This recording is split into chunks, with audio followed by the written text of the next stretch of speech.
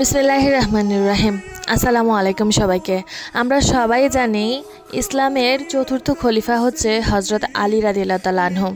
তিনি মহানবী হজরত মুহাম্মদ সাল্লাল্লাহু আলাইহি ওয়াসাল্লামের জামাতা ছিলেন এবং হজরত ফাতেমা রাদিয়াল্লাহু তাআলা আনহুর স্বামী এবং হজরত হাসান ও হুসাইন রাদিয়াল্লাহু তাআলা আনহুর আব্বাজান। তাহলে চলুন আজকের এই ভিডিওর মাধ্যমে আমরা ইসলামের চতুর্থ খলিফা হজরত আলী রাদিয়াল্লাহু তাআলা আনহুর জীবনের কিছু ঘটনা এবং তার জীবন সম্পর্কে জেনে আসি। রাসূলুল্লাহ সাল্লাল্লাহু আলাইহি ওয়াসাল্লাম খুবই অসুস্থ ছিলেন। হয়তো এই অসুস্থতাই রাসূল সাল্লাল্লাহু আলাইহি ওয়াসাল্লামের জীবনের শেষ অসুস্থতা। ফজরের পর সকল সাহাবায়ে কেরাম রাদিয়াল্লাহু তাআলা আনহুর রাসূল সাল্লাল্লাহু আলাইহি ওয়াসাল্লামকে দেখতে এসেছেন। রাসূলের ঘর থেকে আলী রাদিয়াল্লাহু তাআলা আনহু বের হলেন। লোকেরা জিজ্ঞাসা করল, রাসূলুল্লাহ সাল্লাল্লাহু আলাইহি ওয়াসাল্লাম এখন কেমন আছেন? হযরতে আলী রাদিয়াল্লাহু তাআলা আনহু বললেন, আলহামদুলিল্লাহ, আল্লাহর রাসূল সাল্লাল্লাহু আলাইহি ওয়াসাল্লামের শারীরিক অবস্থা আগের চেয়ে উন্নত। হজরতে আব্বাস রাদিয়াল্লাহু তাআলা আনহু আলী রাদিয়াল্লাহু তাআলা আনহুর হাত ধরে একদিকে নিয়ে গেলেন। কানে কানে বললেন, আলী, আমার ধারণা এই অসুস্থতা রাসূল সাল্লাল্লাহু আলাইহি ওয়াসাল্লামকে উফাত পর্যন্ত নিয়ে যাবে। তুমি রাসূলুল্লাহ সাল্লাল্লাহু আলাইহি ওয়াসাল্লাম তার পরবর্তী খলিফা কে হবে সে ব্যাপারে জিজ্ঞাসা করে রাখো। আলী রাদিয়াল্লাহু তাআলা আনহু বলেন, আমরা যদি রাসূলুল্লাহ সাল্লাল্লাহু আলাইহি ওয়াসাল্লামকে পরবর্তী খলিফার ব্যাপারে জিজ্ঞাসা করি আর রাসূলুল্লাহ সাল্লাল্লাহু আলাইহি ওয়াসাল্লাম যদি আমাদেরকে বাদ দিয়ে অন্য কাউকে খলিফা নিযুক্ত করার কথা বলে যান, তাহলে পরবর্তী সময়ে মানুষ আর আমাদেরকে খলিফা বানাবে না। আল্লাহর কসম, আমি আল্লাহর রাসূল সাল্লাল্লাহু আলাইহি ওয়াসাল্লামকে এ ব্যাপারে জিজ্ঞাসা করতে পারবো না। আরেকদিনের ঘটনা। তখন হজরতে আলী রাদিয়াল্লাহু তাআলা আনহু আমিরুল মুমিনিন, বিখ্যাত কাজী সুরাইর তারই নিযুক্ত করা এক এলাকার কাজী। একবার হজরতে আলী রাদিয়াল্লাহু তাআলা আনহু বর্ম হারিয়ে গেল। তিনি ওই বর্মটি এক ইহুদির কাছে দেখতে পেলেন এবং বললেন, এটি আমার বর্ম, আর আমি এটি না কাউকে হাদিয়া দিয়েছি আর না কাউর কাছে বিক্রি করেছি। তখন সে ইহুদি লোকটি বলল, না, এটা আমার বর্ম, কারণ এটা আমার দখলে আছে। দুজনেই কাজী সুরাইরের নিকট বিচার প্রার্থী হলো। কাজী দুজনেরই কথা শুনে আলী রাদিয়াল্লাহু তাআলা আনহুকে বললেন, আমিরুল মুমিনিন, আপনার দাবির সপক্ষে কোনো দলিল আছে? আলী রাদিয়াল্লাহু তাআলা আনহু বললেন, আমার গোলাম কানবার এবং আমার ছেলে হাসান আমার পক্ষে সাক্ষ্য দেবে, এটি আমার বর্ম। কাজী সুরাইর বললেন, পিতার পক্ষে ছেলের সাক্ষ্য গ্রহণযোগ্য নয়, সুতরাং বর্মটি এই ইহুদিরই। ইহুদি যখন দেখল যে আমিরুল মুমিনিন বিচার নিয়ে এলেন তার ওই নিযুক্ত করা কাজীর কাছে, আর কাজী তার পক্ষে রায় না দিয়ে রায় দিলেন আমার পক্ষে, তখন সে বলল, আমি সাক্ষ্য দিচ্ছি আল্লাহ ছাড়া অন্য কোনো মাবুদ নেই, মুহাম্মদ সাল্লাল্লাহু আলাইহি ওয়াসাল্লাম আল্লাহর রাসূল। এই ধর্ম সত্য ধর্ম, আর এই বর্মটি আপনারই, এই নিন আপনার বর্ম। আরেকদিনের ঘটনা। আমিরুল মুমিনিন হজরত উমর রাদিয়াল্লাহু তাআলা আনহু একবার আলী রাদিয়াল্লাহু তাআলা আনহুকে ঝর্ণা প্রবাহিত একটি জমি উপহার দিলেন। হজরতে আলী রাদিয়াল্লাহু তাআলা আনহু ওই জমির পাশে আরও একটি জমি ক্রয় করলেন। তারপর সে জমিতে কূপ খনন করার জন্য শ্রমিক নিযুক্ত করলেন। কিছু দূর খনন করার পরই পরিষ্কার পানি বের হতে লাগলো।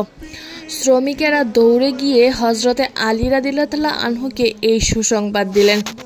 হজরতে আলী রাদিয়াল্লাহু তাআলা আনহু বললেন, এটা তো উত্তরসূরিদের জন্য সুসংবাদ। তারপর তিনি উঁচু আওয়াজে বললেন, আমি আল্লাহ ও তোমাদের সাক্ষ্য রেখে বলছি, এই জমি আমি মিসকিনদের জন্য সদকা করলাম।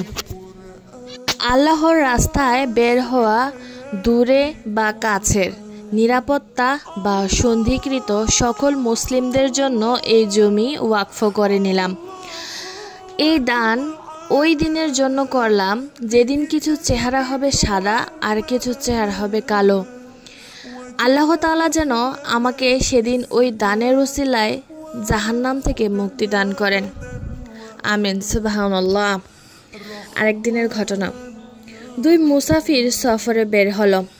রাস্তায় খাবার খেতে বসলো। তাদের একজনের কাছে ছিল 5টি রুটি, আরেকজনের কাছে ছিল 3টি রুটি। খাবার শুরু করার মুহূর্তে তৃতীয় এক মুসাফির এসে সালাম দিল। তারা দুজন তাকে খাবারের সঙ্গে নিল। খাবার শেষে ওই তৃতীয় ব্যক্তি তাদের দুজনকে 8টি দিরহাম উপহার দিল। 5 রুটির মালিক বলল, যেহেতু আমার ছিল 5টি রুটি, তাই আমি 5 দিরহাম পাব। আর তোমার যেহেতু 3টি রুটি ছিল, তাই তুমি 3 দিরহাম পাবে। কিন্তু 3 রুটির মালিক এই বিচার মানতে রাজি হলো না।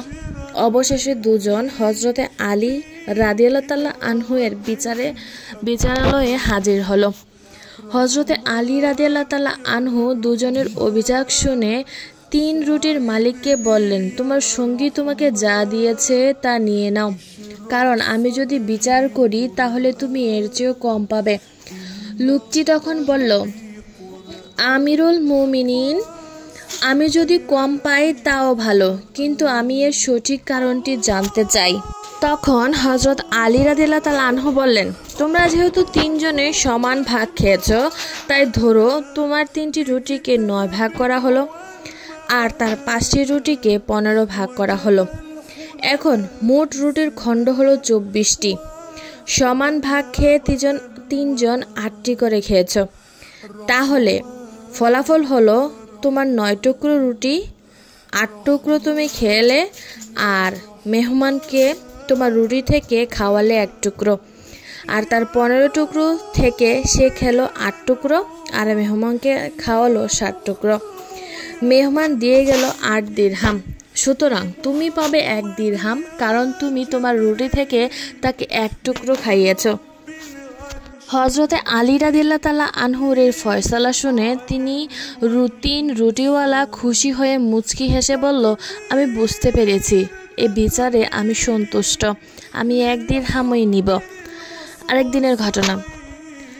হযরতে আলী রাদিয়াল্লাহু আনহু একবার গোলাম কানবার তার দরবারে উপস্থিত হয়ে বলল, আমিরুল মুমিনিন, আপনি তো নিজের জন্য কিছুই জমা করে রাখলেন না, আপনার সম্পদে তো আপনার পরিবারেরও হক আছে। আমি আপনার জন্য কিছু সম্পদ জড়ো করে রেখেছি। হযরতে আলী রাদিয়াল্লাহু আনহু বিস্মিত হয়ে বললেন, কি রেখেছো? কানবার হযরতে আলী রাদিয়াল্লাহু আনহুকে একটি কক্ষ নিয়ে গেলেন। সেখানে তিনি একটি দেয়ালের নিচে বড় একটি বস্তা রাখা ছিল। বস্তার মুখ খোলার পর দেখা গেল তাতে অনেকগুলো সোনার নিকেল দেওয়া রূপার পাত্র রয়েছে। হযরতে আলী রাদিয়াল্লাহু আনহু এগুলো দেখে বললেন, তোমার সর্বনাশ হোক, তুমি তো আমার ঘরে আগুন ঢোকাতে চাও। তারপর তিনি বললেন, এ দুনিয়া যাও, অন্য কাউকে ধোঁকা দাও। কতটা সত্যবাদী এবং নির্লোভ ছিল হযরতে আলী। ইসলামের প্রত্যেকটি খলিফাই তারা আজীবন সংগ্রাম করে গেছে ইসলামকে প্রতিষ্ঠিত করার জন্য। আল্লাহ তাআলা আমাদের সবাইকে তাদের মতো হয়ে চলার তৌফিক দান করুক, আমিন। এবং আমার অন্তর থেকে যত প্রকার লোভ আছে, হিংসা, বিদ্বেষ, অহংকার সবগুলোকে দূর করে দিক, আমিন।